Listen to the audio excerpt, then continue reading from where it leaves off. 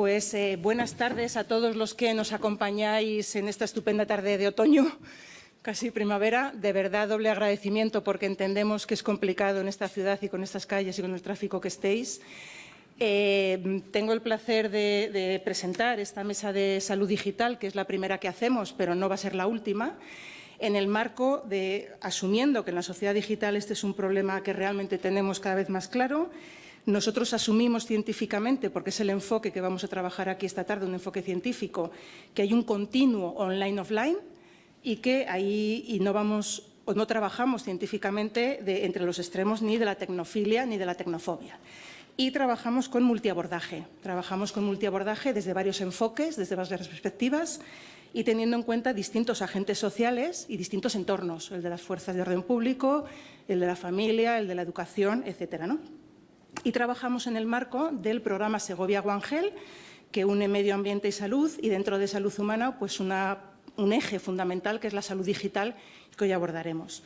Por eso agradezco, y trabajamos además en investigación y en acción cooperativa, buscando sinergias con distintos agentes sociales. Así que agradezco a todos los que nos acompañan hoy en esta mesa y que espero que les sean a ustedes de utilidad. El primero que está a mi derecha es Alfonso Gutiérrez, es profesor de este campus. Es gran docente e investigador, es experto en nuevas tecnologías y educación y en IA. Y él va a empezar hablando y probablemente luego también haga un cierre final. A mi derecha está también Consuelo Cuenca, que es una profesional, psicóloga sanitaria y forense. Es del Colegio Oficial de Psicología de Castilla y León, también de la Asociación Andrés Laguna, con quien organizamos esta mesa redonda y todo lo que venimos trabajando en Segovia One Health. Y ella nos hablará de un tema muy, muy importante, que son las adicciones sin sustancia, que son tanto y más peligrosas y que hay que evitar y abordar una vez que se está en ellas, ¿no? Y contamos también, y agradezco su presencia, con Claudio Briso, que es responsable del equipo de investigación tecnológica de la Unidad Orgánica de Policía Judicial de la Guardia Civil en Segovia, y a su lado, con Policía Nacional, con Carlos Mínguez, que es delegado de Participación Ciudadana de la Policía Nacional de nuestra comisaría en Segovia, y ambos nos van a contar y nos van a dar una perspectiva que consideramos realmente importante en esta primera mesa redonda para saber qué está ocurriendo, qué delitos hay, desde sus experiencias cuantitativas y de lo que ellos viven, de sus experiencias cualitativas.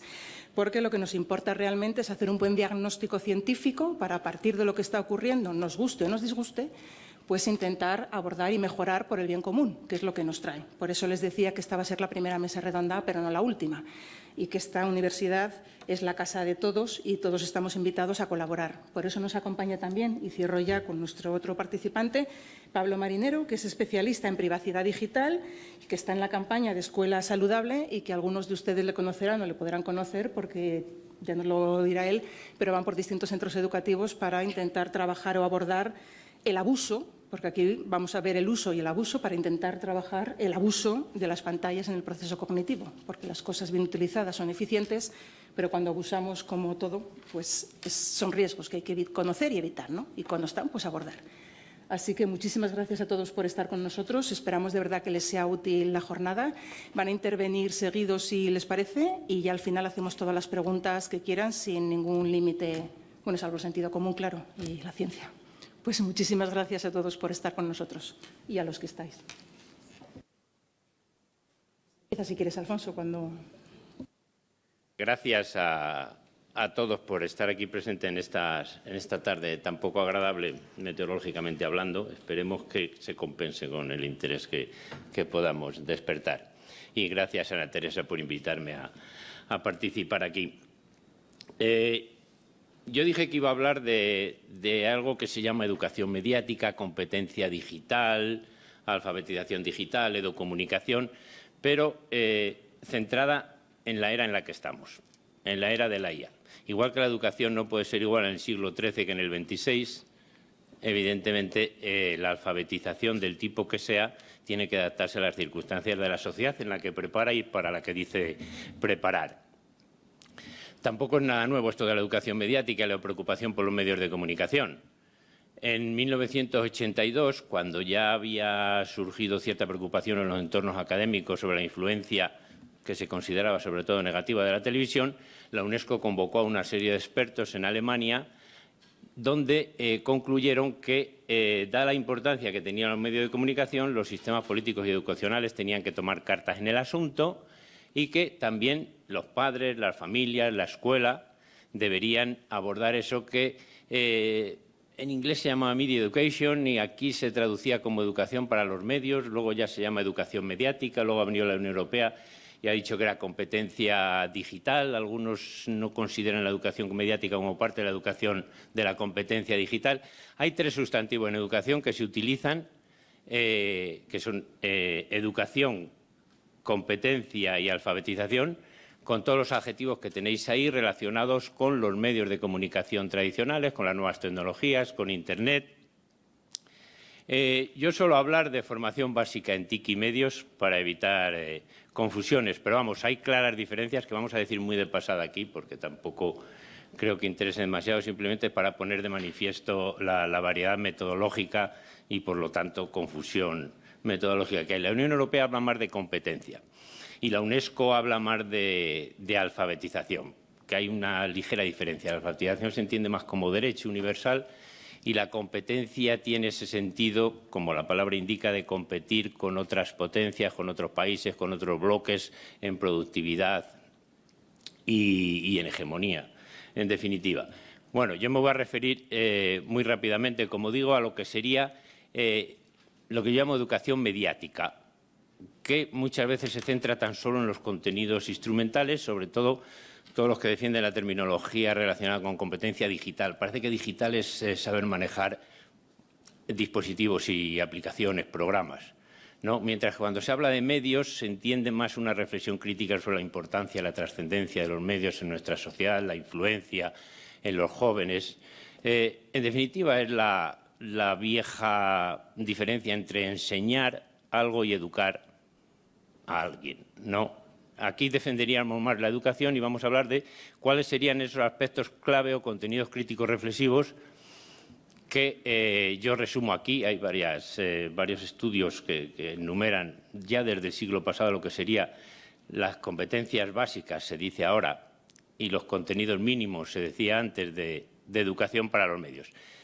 Y la primera, que no por obvio hay que dejar siempre de mencionar, es que la imagen no es la realidad, que nadie ha visto al presidente de gobierno en la televisión y que nadie ha visto, o sí, es una expresión. En principio decimos, pues hemos visto a un jugador de fútbol famoso, a una famosa, a un presidente, a un líder de la oposición en la televisión, pero en realidad lo que consumimos son representaciones. La imagen no es la realidad, ¿no? Y ahí están los famosos cuadros de Magritte, que pinta con gran grado de verosimilitud y de realismo una pipa y lo titula «Esto no es una pipa» o «Esto no es una manzana», ¿no?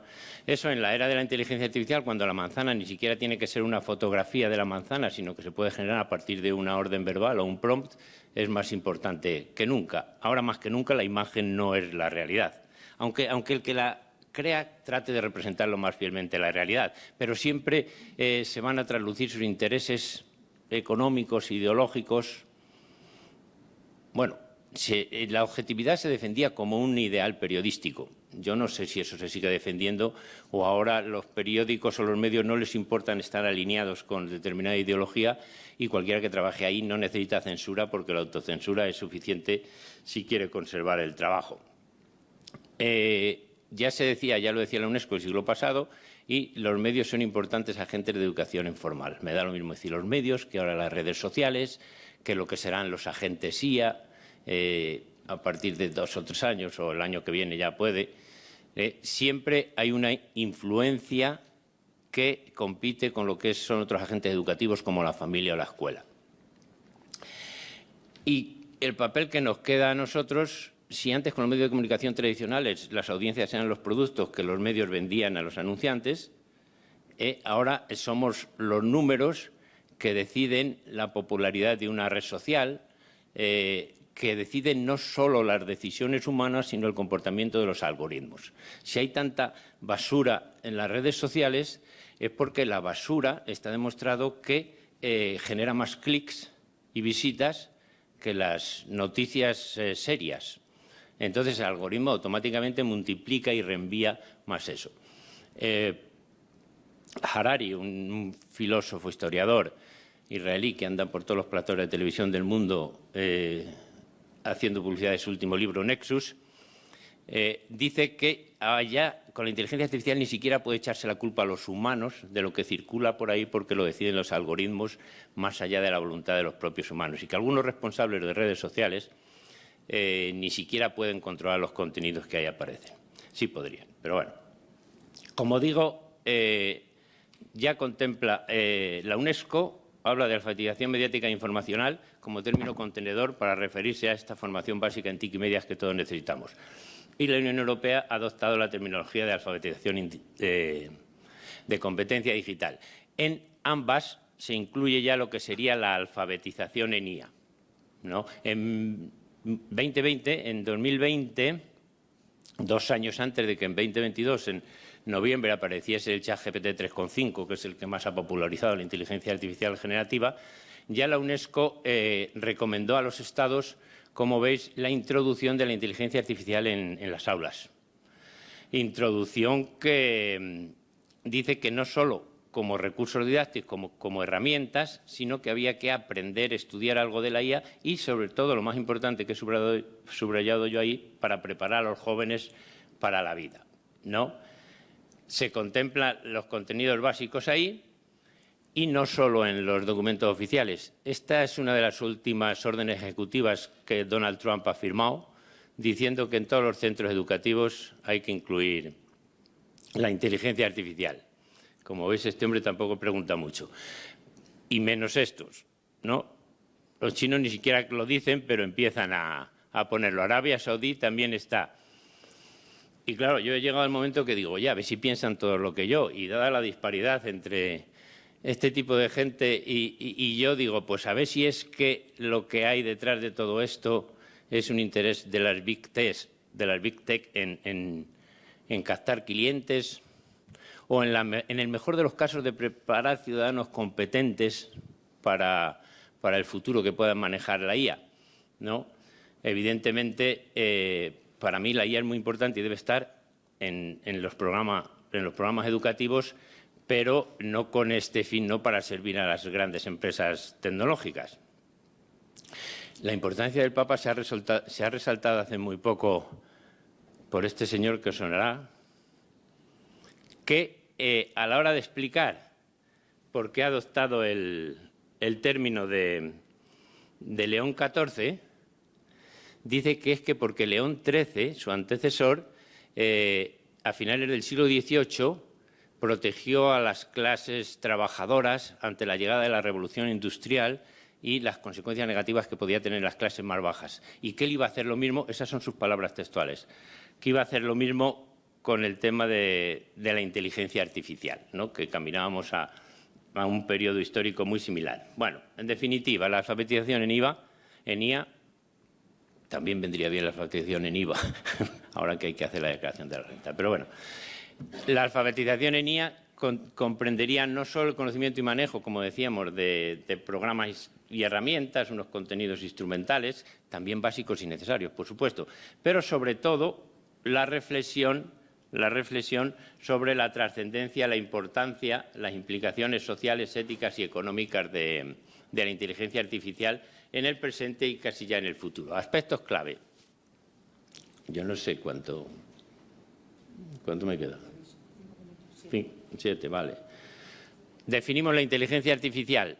Ya la definió en 1956 McCarthy, que decía que todo aquello, hablaba de ciencia, de máquinas, hardware, software, sistemas, programas, lo que sea que trate de emular la inteligencia humana, eso se llama inteligencia artificial. Ahora traslada el problema, que es inteligencia humana y que es un comportamiento instintivo. En la medida que podamos definir la inteligencia, tenemos la definición de inteligencia artificial. Tipos de inteligencia. Esto es importante porque hasta ahora yo creo que solo tenemos, digo yo creo porque hay dudas, la inteligencia ANI, la Artificial Narrow Intelligence, que es la inteligencia artificial débil, estrecha, que es la que se programa para que haga algo. Y ese algo se dice que es inteligencia artificial porque lo hace mejor que la mayoría de los humanos. o que casi cualquier humano, o que todos los humanos, pero es solo algo. El ordenador Deep Blue ganó en 1997 al campeón del mundo de ajedrez, Kasparov, pero claro, la diferencia está en que Kasparov se fue cabreado porque se enteró de que había perdido, pero el Deep Blue nunca celebró nada, no se enteró de que había ganado, ¿no? Entonces hay que ir a asuntos como la consciencia, incluso la conciencia de saber si lo que haces está bien o mal, la empatía y todo este tipo de cosas para defender lo más específicamente humano.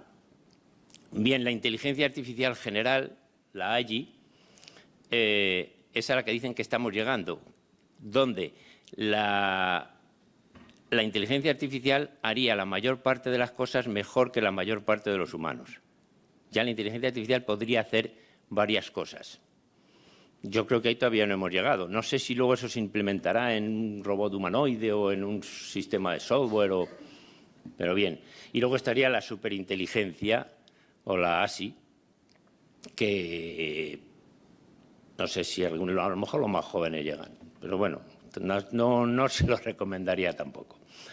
Ya hay autores que dicen que si, igual que estamos permanentemente conectados con un móvil a Internet, podríamos estar conectados a las redes con nuestro cerebro, ¿no? Y uno de los que más lo defiende desde hace tiempo es Ray Kurzweil, que es el responsable máximo de informática en Google, que dice que alcanzaremos la inmortalidad para 2045, creo que dijo. Habrá que echar cuentas. En 2005 escribió un libro que se titulaba La singularidad. La singularidad es el momento en el que la inteligencia artificial supera a la humana. La singularidad está cerca. En el 2024 está traducido, no, en el 2023, traducido en el 2024, creo que sí. Escribió La singularidad está más cerca. Si dice que defiende la inmortalidad, a lo mejor dentro de 10 años dice ya casi la singularidad. Bueno, lo que más conocemos, la inteligencia artificial generativa, ¿no? Y eso yo creo que todos sabemos más o menos lo que es. ¿Qué tenemos que saber de inteligencia artificial generativa? Pues que genera texto, imágenes, música, audio y vídeos con un gran grado de verosimilitud e iconicidad, con una realidad supuestamente representada, pero que no tiene por qué ser cierto, ¿no? Está generado a partir de órdenes verbales.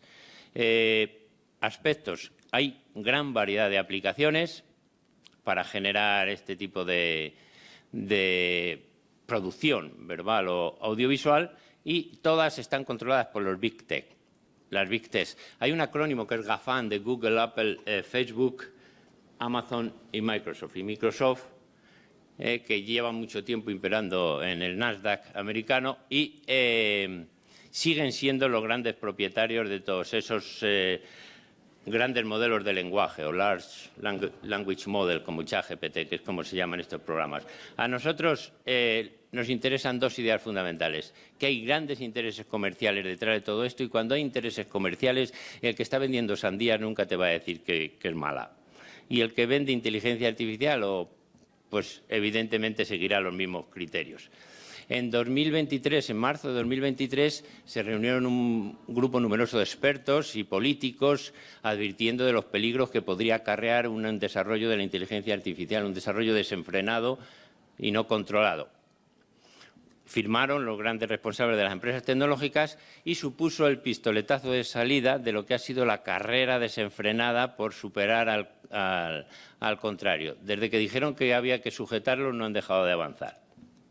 Para ver si se ponían por delante del siguiente. Bien, algo importante y ya nos acercamos al final porque nos acercamos a la actualidad. Una cosa, la inteligencia artificial generativa que genera contenido y en 2025 la estrella de la película va a ser los agentes IA, que hay una ligera diferencia.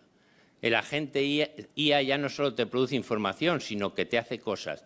Te usa tu ordenador, por ejemplo, pues para sacarte un billete de avión o reservarte un apartamento. Y él es el que, con su propio navegador, podréis ver, si tenéis interés, podéis buscar Operator, que es el primero que salió en enero de OpenAI, el de ChatGPT, y ha salido otro chino. Los chinos siempre van, el Manus, que te hace las tareas, no solo te da la información para hacerlas tú.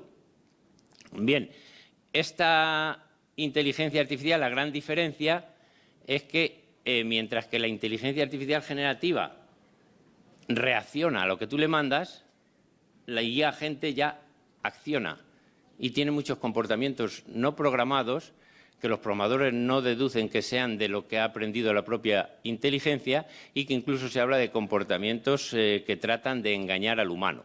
Ya se ponen algunos ejemplos por ahí. Entonces esto llega a entrañar un peligro, no sé si fácilmente controlable, ¿no? Ahí tenéis, si buscáis Operator en YouTube vais a encontrar algún vídeo que lo explica. Y Manus creo que se puede, sí, entrar. Yo no sé si he entrado directamente o con VPN. Muchos de estos programas no están disponibles en Europa por la restricción, ¿no? Porque en Europa, para bien o para mal, hay una ley de IA, para algunos para bien porque protege y para otros para mal porque no deja avanzar y competir con Estados Unidos y China. Yo creo que nosotros tenemos que hacernos estas preguntas y sí, la IA va a decidir, pero luego ya vienen las películas de ciencia ficción, que claro, si la IA es más inteligente y tiene que tomar decisiones, ¿para qué va a conservar a los humanos? Y otros dicen, bueno, tampoco nosotros estamos matando monos y era el paso anterior en la evolución. Lo más importante, las consecuencias de la IA. Muy importante la información y recursos, facilita mucha información, muchos recursos, pero esto es un vídeo en exclusiva, no sé si alguno lo ha visto. Vamos ya, ¿no se ve?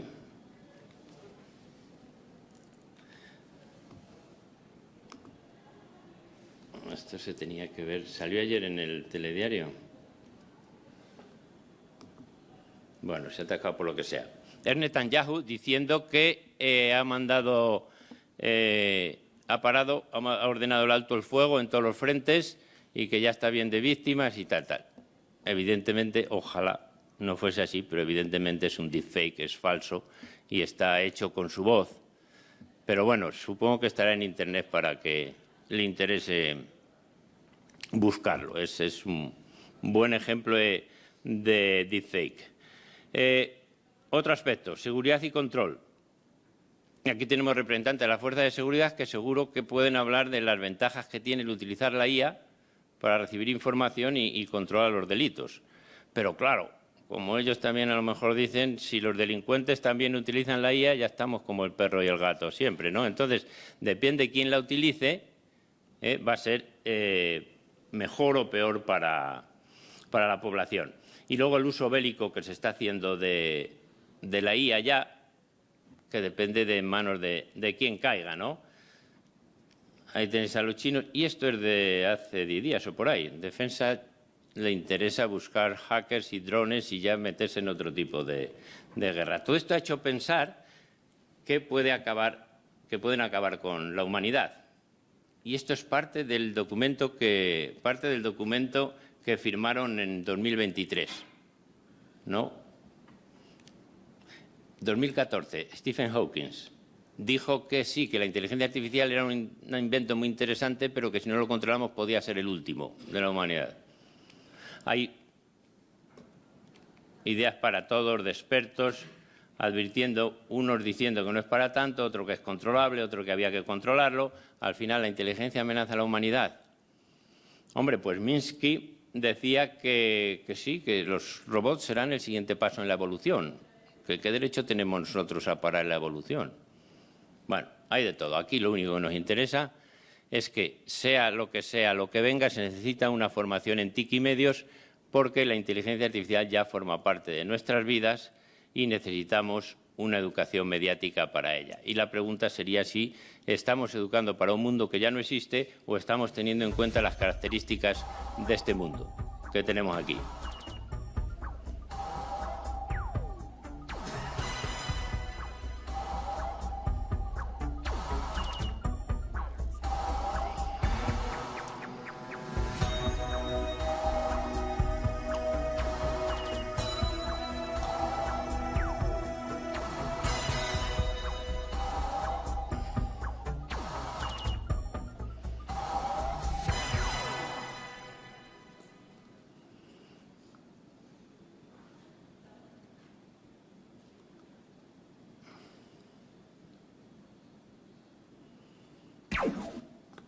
Y esto sería todo por mi parte. Gracias. Muchas gracias, Alfonso. Ya veis que edita muy bien, que es lo suyo. Muchas gracias, Alfonso. Pues tenemos ahora a Consuelo, que nos hablará de las... Si quieres te pasas aquí, Alfonso. Ahí, ¿sí? No, da igual. Voy a cambiar el agua, por si acaso.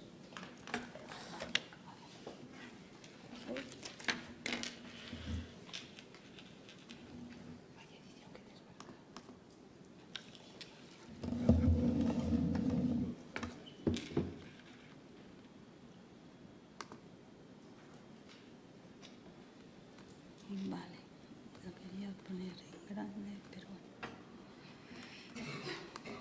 Vale.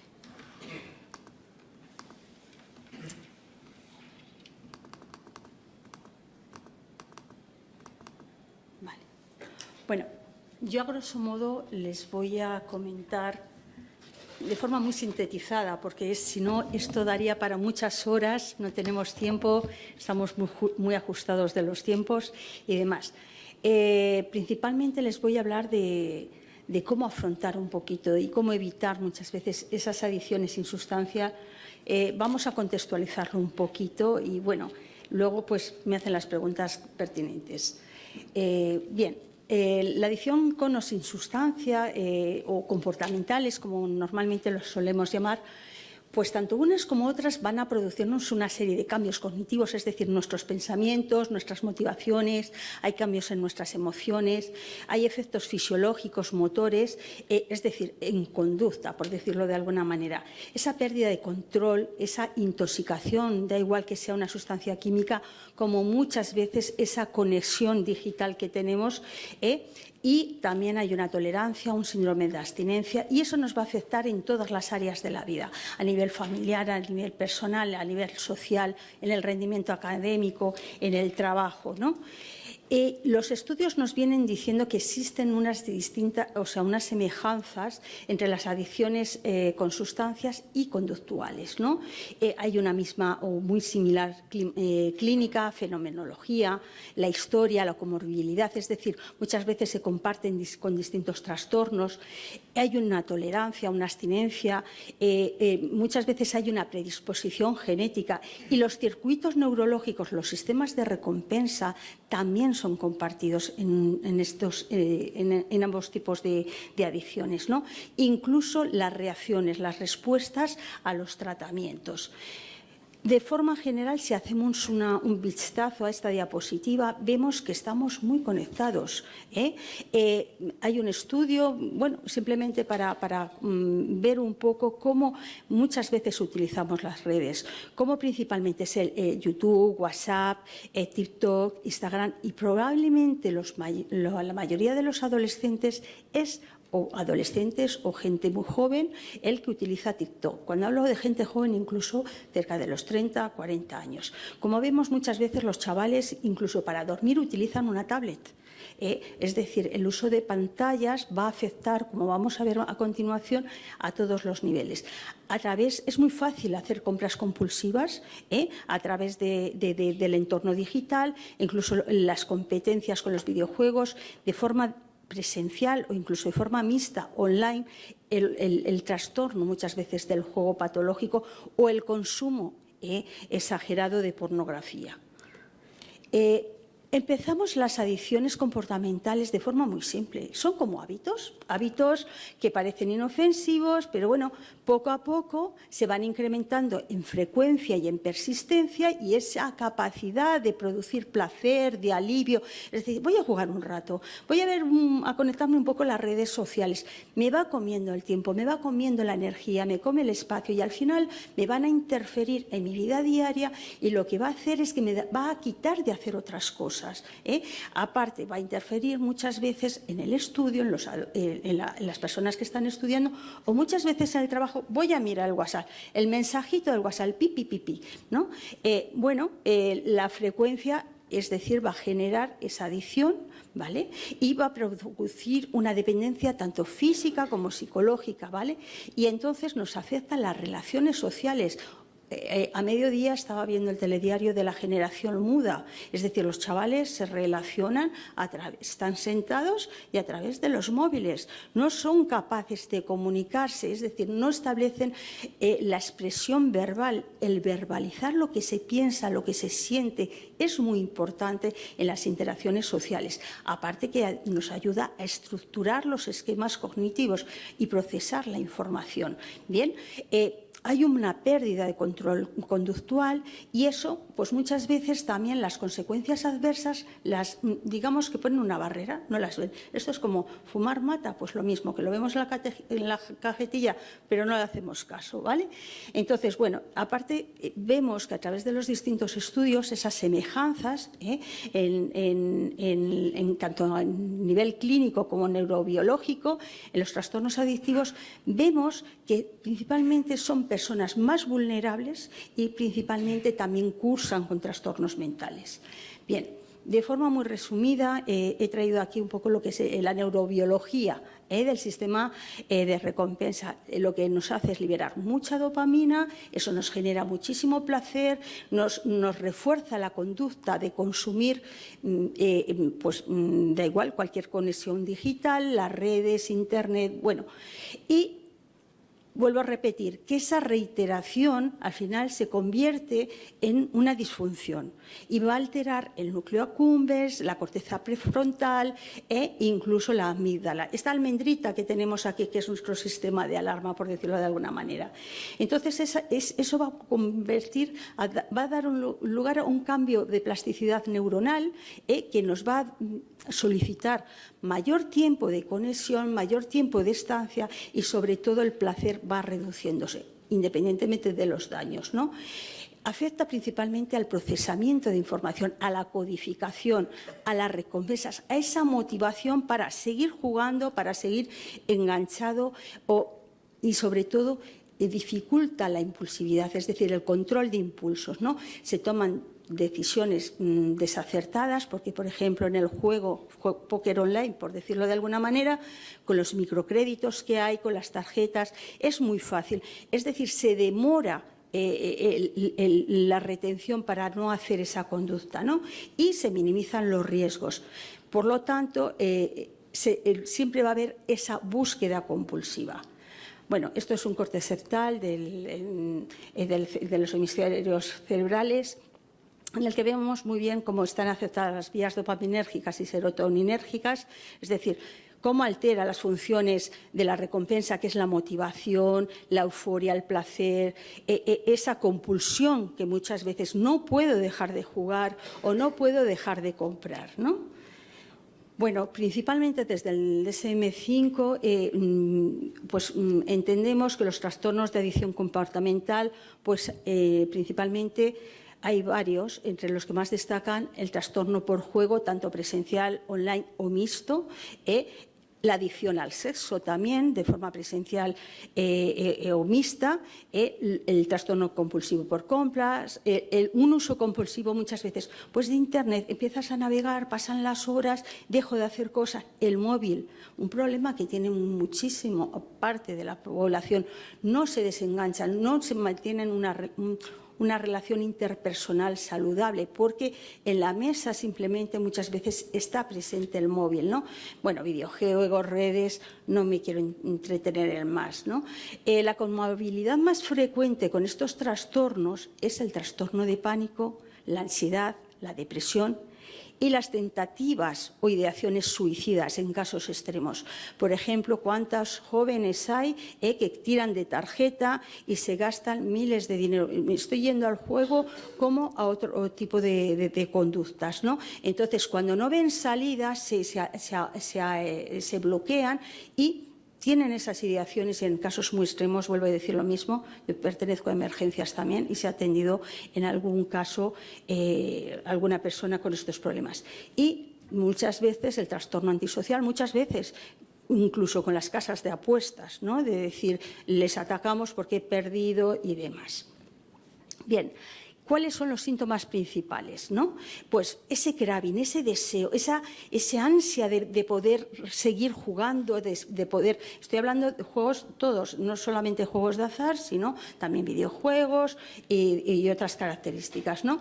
Llegan a tener una pérdida de control, por eso descuidan todas sus áreas. Y luego cuando se les señala ese problema le dices, oye, mira, es que estás desatendiendo tu vida, no te estás cuidando, estás dejando de estudiar, te está influyendo en el trabajo, en la pareja. Saltan sus mecanismos de defensa y te saltan y te dicen, no, yo controlo.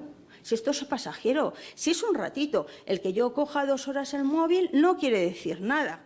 Bien, bueno, principalmente luego en el grupo de iguales o en un grupo de pares intentan, se juntan pues con las mismas características, es decir, si unos les da por videojuegos o por estar en redes, bueno, genera una irritabilidad, una hostilidad que está muy relacionada con la abstinencia. Anteriormente le comentaba a un compañero en consulta yo tengo una persona, bueno, una de tantas, en el que es una preadolescente que se le retira el móvil y su reacción es una rabieta de 3 años. Estamos hablando de una niña de 12 años tirada en el suelo como una niña de 3 años porque le han retirado el móvil porque no ha hecho sus tareas escolares. Fíjense hasta qué punto llega la adicción, ¿vale? En el tema de este tipo de adicciones, como en las de sustancias, pero sobre todo en estas, juegan factores evolutivos, esa ilusión de control, ¿no? Eso de que, bueno, seguimos probando que no pasa nada, si aquí aunque me tiré 8 horas jugando, no interfiere para nada, no afecta a mi rendimiento, ellos no lo entienden, o ellas, ¿vale? Los factores psicológicos, ¿qué estabilidad emocional? Les desestabiliza muchas veces, ¿no? Y muchas veces están muy relacionados con psicopatologías. También están muy relacionados esa predisposición en función del proceso madurativo psicológico que tiene la persona, el proceso mental, ¿no? Y también interacciona con el contexto. ¿Cómo es la familia? ¿Qué tipo de parentalidad? ¿Qué tipo de educación? ¿Es una educación restrictiva, autoritaria, democrática o qué discrepancias educativas hay muchas veces entre los propios progenitores? ¿O qué inestabilidad en las dinámicas? ¿O muchas veces pues los malos tratos, ¿no? O aprendizajes también desadaptativos. Yo no le puedo pedir a mi hijo o a mi hija que no consuma mucho tiempo de móvil cuando yo estoy toda la santa tarde con el móvil, por poner un ejemplo, ¿no? Los grupos de iguales, muchas veces por entrar en un grupo hacemos cosas para no ser el marginado, ¿no? Y ¿por qué no? Jugamos y poco a poco nos involucramos más, ¿no? Muchas veces el profesorado, no quiero generalizar, ni mucho menos, la mayoría es fantástico, pero también las actitudes del profesorado, si son distantes, si son fríos, si no acompañan, si no comprenden, y muchas veces es la forma de interaccionar, ¿no? Bien, ¿cuáles son las señales de riesgo principalmente para este tipo de adicciones? Bueno, pues muchas veces vemos pues, que se somatiza mucho, hay dolores, no hay una lesión, ¿vale? Los cambios de humor, la tristeza, la indiferencia, ansiedad, manifestaciones de ansiedad, de estrés, muchas veces esa agresividad, esos malos gestos, esos malos modales, ¿no? Que muchas veces las actividades de ocio se renuncian a ella por seguir en esta conducta adictiva, ¿no? Altera muchas veces los hábitos alimenticios e incluso de higiene, del sueño. Hay veces que se cometen hurtos para poder seguir manteniendo este tipo de actividad, ¿no? En ocasiones, fijaros, que se puede dejar los dispositivos y dice, no, yo ya no quiero saber absolutamente nada, pero luego se vuelve con más intensidad a ello. Y es como, no puedo estar sin ello. En casos extremos, autolesiones, amenazas de quitarse la vida porque no pueden controlar la situación, ¿no? En otros casos, el absentismo escolar también, ¿no?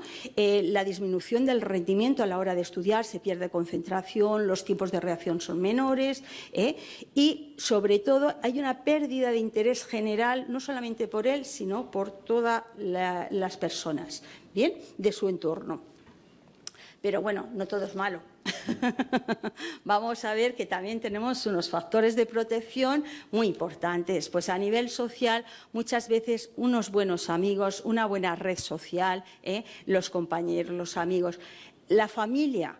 La familia, que es muchas veces es transmisora de la educación, un buen apego, un vínculo afectivo fuerte, una parentalidad positiva en el que hay que cuidar a los pequeños y no tan pequeños, a los miembros familiares. La educación, las actitudes se basan en esos aprendizajes, ¿no?, saludables, y sobre todo cómo interaccionamos. Tenemos que ser modelos. Bien, los factores de protección en la familia son muy importantes, sobre todo cuando son los preadolescentes, adolescentes, incluso gente joven, ¿no?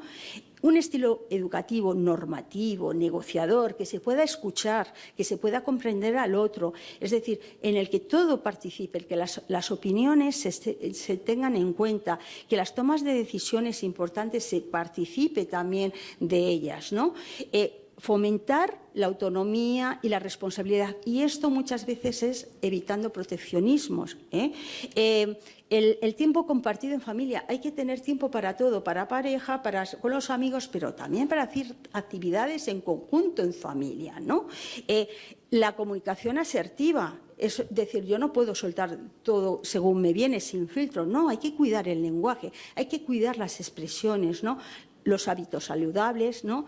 Y sobre todo, muy importante para todas las personas, sean jóvenes o adultas, monitorear y supervisar a esa persona, porque claro, cuando entra, que luego hablaremos muy rápido del tratamiento, aunque estén en tratamiento, hay que seguirles supervisando, ¿no? Estar disponibles para las preocupaciones, su interés y la perspectiva de género, ¿vale? El equilibrio se busca con ese apoyo familiar, como estoy diciendo, con esas habilidades. Hay que enseñar las habilidades sociales de afrontar, hay que enseñar a expresar cómo pensamos, cómo sentimos, porque si no hay una escucha empática, si no hay una atención flotante, es muy difícil manejar el estrés y conductas de este tipo, ¿no? La conciencia, la educación, yo creo que es básica, es una medida muy preventiva, porque si se conocen los riesgos y las consecuencias de este tipo de conductas, se ayudan a tomar decisiones más adaptativas, mucho más saludables, ¿no? La autoestima y el autoconocimiento. Cuando una persona está en este trance, la tiene muy baja, se siente muy inútil porque ha perdido el control de su vida, le controla la adicción. No, es decir, en vez de controlar él, y además se acompaña de sintomatología, que es la que va a predominar y le va a exacerbar, si cursa una patología, una psicopatología, mucho más sus síntomas. Si es depresivo, aumentarán esos síntomas. O si tiene problemas de conducta alimentaria, lo mismo. Bien, el tener una red de amigos, es decir, muchas veces los mentores cuando son adultos, el tener un tutor, una persona de acompañamiento, ¿no? ¿Para qué? Para compartir valores y principios que le ayuden a salir de ese pozo, ¿no? Y unas recomendaciones muy simples. ¿Qué no hacer? Estigmatizar, discriminar o criminalizar a las personas con adicciones. Se nos da muy bien juzgar a todos, es decir, o difundir rumores y hacer una valoración desde mi perspectiva individual y no desde una perspectiva científica o profesional, ¿no? Es decir, esto de basado en la experiencia no me vale. Entonces, muchas veces las etiquetas, drogata, enganchado, tecnoenganchado, bueno, lo que queráis decir, ¿no? Y una cosa que es muy importante a desmontar es que nos podemos divertir sin adicciones, sin estar enganchados. Es decir, esto de que si no jugamos 8 horas estos campeonatos que hay de videojuegos, con todos mis respetos, pues hombre, para llegar a 18 horas jugando de continuo, en fin, los efectos habría que valorarlos, ¿no? Entonces, cuidado con reforzar este tipo de ideologías, ¿no? Porque al final el hábito se convierte en un hábito de riesgo y en una adicción. ¿Y cómo hablar del problema? Siempre desde el respeto, desde la escucha activa, es decir, desde un contexto científico, en el que demos siempre soluciones, no hagamos esas tomas de decisiones como esto se acaba el mundo, ¿no? Es decir, hay que promocionar, por supuesto, una vida activa, saludable, ¿no? Y sobre todo asesorar para que tome decisiones informadas y sobre todo libres, para que él decida o ella decida que tiene un futuro muy prometedor, que es muy duro salir de esto, es muy difícil, yo siempre lo digo en consulta, es muy difícil, pero no imposible. Los imposibles no existen. El imposible es volver de la muerte, eso sí que es imposible. Lo demás es un reto. Hay que buscar soluciones al problema y hay que hacer un abordaje terapéutico de cada caso. Aunque tenga un problema, me lo invento, de compra compulsiva, da igual, cada persona hay que hacerlo de forma individualizada. Por eso, desde la psicología, nuestro proceso terapéutico es, primero lo que hacemos, detectar, definir el problema, porque muchas veces no es un único problema, es que viene envuelto con una fuente subyacentes de variables que están afectando a la problemática. Se hace una evaluación psicológica. ¿Para qué?